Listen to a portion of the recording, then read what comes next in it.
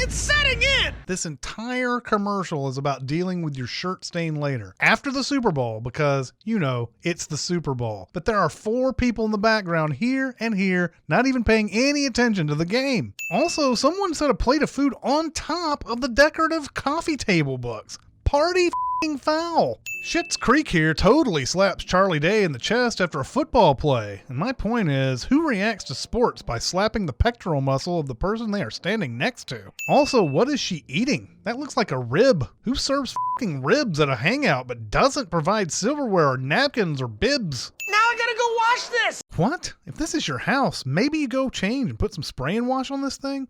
But otherwise, you just deal with a stained shirt. The whole premise here is how baffled he is at the concept of not immediately laundering his shirt, even though that's the normal, non-baffling position most people would take while at a Super Bowl party. Oh, you know when you should do that?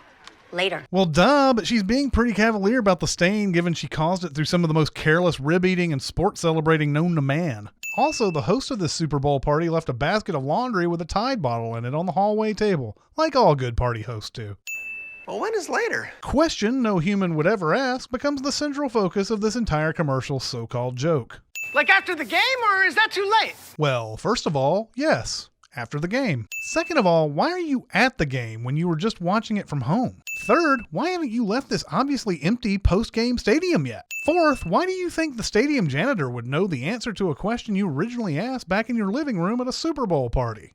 During the ads? So this is the Bud Light Knight, a beer company spokesman that was presumed to have been killed off in the previous year's Bud Light Super Bowl commercial. And how does the Bud Light Knight show up in a Tide commercial? Well, through savvy corporate partnerships, of course, and a devastating underestimation as to how much the viewing public cared about the f***ing Bud Light Knight. During the Pepsi halftime show? Pepsi too? Damn, this commercial has more product placement for non-Tide products than it does for f***ing Tide. What if I spent my entire life waiting for later? Well, that will mean you went to bed after the Super Bowl with your stained shirt still on, then woke up in the middle of the night with a nightmare. But also, I now know why you sleep alone. Or what if later never comes? Look, dude, you may not know when to wash your dirty shirt. Apparently that's your big dilemma here, and some ad executive somewhere is jerking himself off watching his terrible idea come to life in a Super Bowl ad. But you should know when to change a dirty shirt. You have aged 35 years without changing your shirt, dog. How is Schitt's Creek here still even willing to sit next to you? You have to smell like a rancid corpse's feet at this point. Crying like a bitch. Also, Charlie Day's character in the Pacific Rim sequel was more well thought out than this character. Relax. Super Bowl now, laundry later.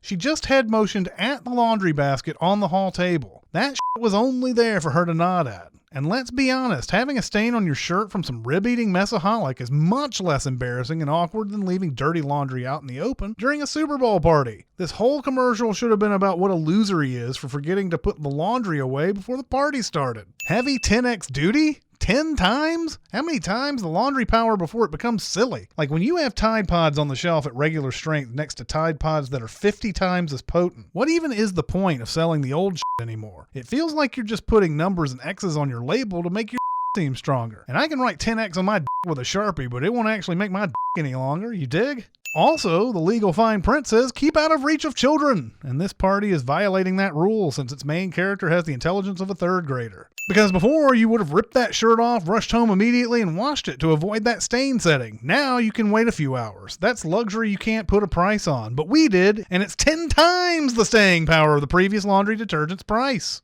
Hashtag laundry later. These beings, these masters, they're colonists. They overtake worlds. They just consume them.